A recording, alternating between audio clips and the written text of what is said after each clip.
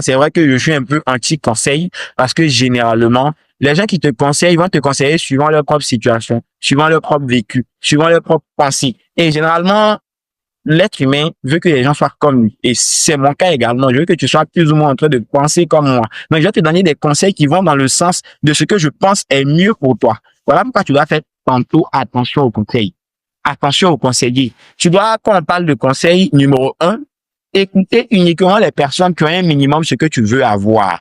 Qui est-ce que tu écoutes? C'est la base numéro un du succès. N'écoute pas les gens qui n'ont pas ce que tu veux.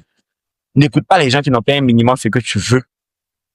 Ensuite, comprends que le contexte est plus important que le conseil. Donc, quelqu'un qui ne prend pas la peine de connaître ton contexte et qui te conseille sur ce que tu dois faire par rapport à une situation ne mérite pas que tu écoutes son conseil. Et troisième chose, les conseils, c'est comme les vêtements. On les met, s'ils nous vont, on les garde. S'ils ne nous vont pas, on les enlève immédiatement. Donc, le mot-clé, c'est tester.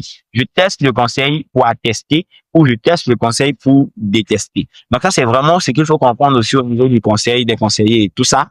Et les meilleurs conseillers, c'est les conseillers, si tu veux, à qui tu vas payer de l'argent. Voilà pourquoi j'encourage vivement à investir en soi, à investir dans des formations payantes, à investir dans des livres payants. Je suis, si tu veux, un très, très, très gros consommateur de formations. Consommer des formations, consommer la connaissance.